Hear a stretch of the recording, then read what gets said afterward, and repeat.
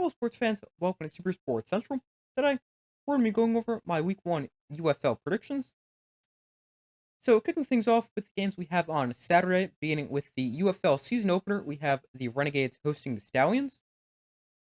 So, before we get into my prediction for the game, we will have a live watch party for this game that will start at about 1 p.m. Eastern Time or a few minutes before kickoff. So, be sure to subscribe and turn notifications so you don't miss it, and I hope to see you guys there. But this is a champion versus champion matchup, as the Stallions are the back-to-back USFL champs, and the Renegades won the XFL championship last season. So this should be a pretty good matchup to start the season. The Stallions have had a three-way quarterback battle ongoing between Jamar Smith, Matt Corral, and Adrian Martinez.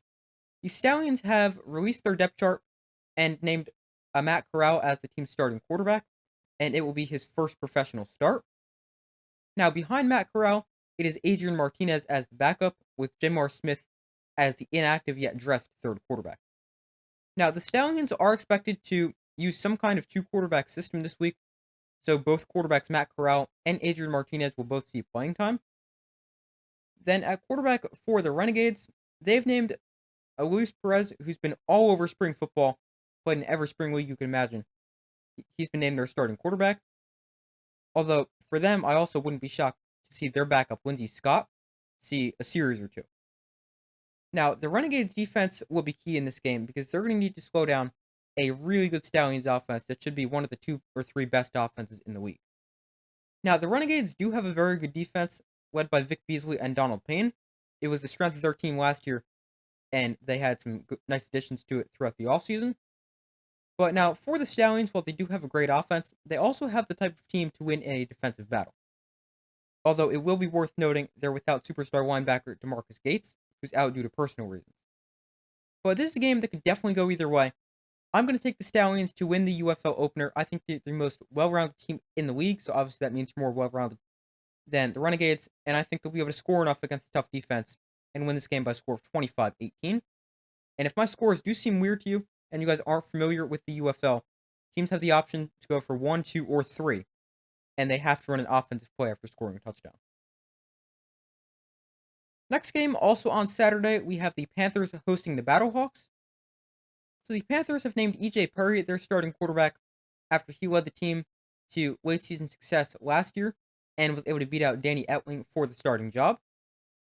Now, outside of quarterback news for the Panthers, this is a really interesting matchup because we get to see an elite Battlehawks offense against an elite Panthers defense. The Battlehawks offense was great last season, scoring 25 points a game, which was second in the XFL, and they may have gotten even better because they returned star quarterback and XFL MVP A.J. McCarron, plus they added former Clemson standout running back and former NFL back Wayne Gallman, plus they signed receiver Blake Jackson, who had 493 receiving yards last season, which ranked 9th in the XFL. Then for the Panthers, their defense allowed 21.5 points a game last season, but it was definitely a lot better than the numbers suggest. Plus, they've made some nice additions throughout the offseason, especially in the secondary, which will help against a strong Battlehawks passing attack. So some people I've seen say this will be a blowout. I strongly disagree. This is going to be a very close game. The Panthers actually have a good chance of winning if the offense plays well, but I'm going to take the Battlehawks to win.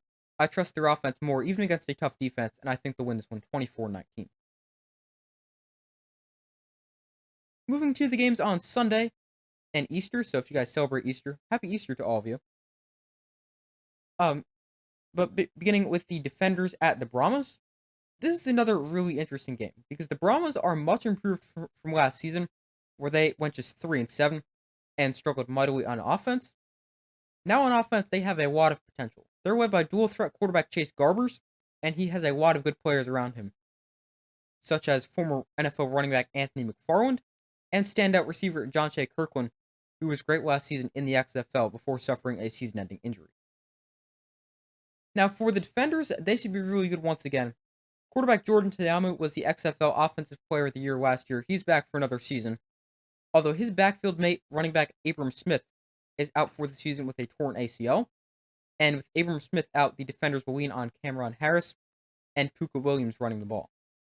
Now, if the Defenders win this game, I think it will be their defense that steps up because, as I said a second ago, I really like what the Brahmas have offensively.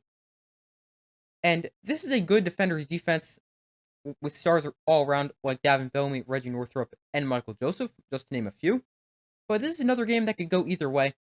I don't think it's going to be an easy game for the defenders, especially playing on the road in the Alamo Dome. But I'm going to take the defenders winning a close one, 22-18. And the final game of the first week in the UFL season, we have the Showboats at the Roughnecks. So this is another really tough game to predict. In fact, it was the toughest game for me to predict here in week 1.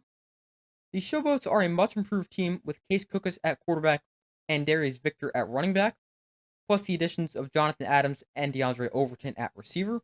Then defensively, they brought in standout linebacker Vontae Diggs.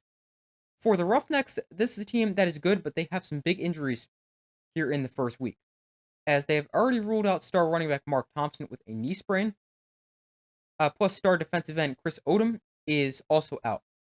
Now, even with those two key players out for the Roughnecks, I still think they have the ability to win this game because they have two very capable running backs in TJ Pledger and Tyron Edwards, who are more than capable of filling in for Mark Thompson. And this is still a loaded defense, even without Chris Odom, with players such as defensive end Adam Rodriguez and former NFL first-round pick linebacker Reuben Foster. But I'm going to take the Showboats winning this game for two reasons. One being the Roughnecks' injuries, and while they do have capable backups, I think they could be too much to overcome, especially with how big Mark Thompson is to their offense.